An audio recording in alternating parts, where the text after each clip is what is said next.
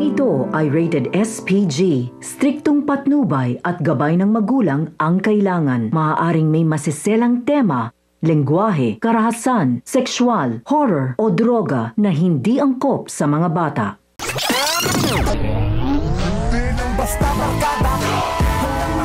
Sa pagdating ni Marites sa hearing ay naabutan niya sina Rigor at Mando. Agad na tinanong ni Rigor kung ano ang ginagawa ni Tess doon.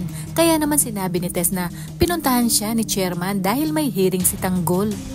Tanong pa ni Rigor kung may kinalaman ba dito si Tess. Mariing itinanggi ni Tess. Sinabi ni Rigor na malamang ibinenta na ni Tanggol ang kanyang kaluluwa sa demonyo kaya nakakuha ito ng magaling na abogado.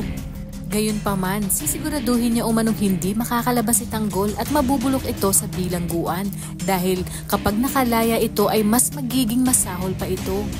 Hindi naman nakapagpigil si Ramon dahil sa pag-angkin ni Ismael sa Quiapo kaya naman ginilitan ito ni Ramon ng lieg sa harap ng kanilang kasyosyo sa negosyo upang ipakita ni Ramon kung gaano siya makapangyarihan. At ang mga dapat nating abangan sa pag-uwi ni Ramon ay agad niyang sinabi sa kanyang papa na wala na silang kalaban sa Quiapo na siyang ikinatuwa ni Don Julio dahil babala na rin ito sa mga kasyosyo nilang gustong magtraidor sa kanila at para malaman ng lahat na sa mga Montenegro ang Quiapo. Habang sa pagdinig ng kaso ni Tanggol ay hindi mapigilan ni Tanggol na maging emosyonal dahil sa pagkita sa kanyang nanay Tess. Unang tinanong ni chairman kung kamusta ang relasyon ni Tanggol at Rigor bilang mag-ama. Kung kaya't sinabi ni chairman na madalas umanong gulpihin ni Rigor si Tanggol at naikwento pa nito ang isang insidente kung saan pinagbabaril ni Rigor sina Tanggol. Kung kaya't pala isipan kay attorney kung anong klaseng ama si Rigor. Derechahan niyang tinanong si Rigor kung bakit matindi ang galit nito sa akusado. Gusto niyang malaman ang punot dulo ng lahat ng ito.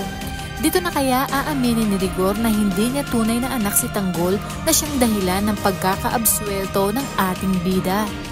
Kaya naman kapamilya, kung bago ka pa lang sa aking channel ay mag-subscribe ka na at i-click mo na rin ang bell icon para updated ka sa pinakahuling kaganapan sa paborito mong teleserye, ang FPJ's Batang Quiapo. Hanggang sa muli, salamat!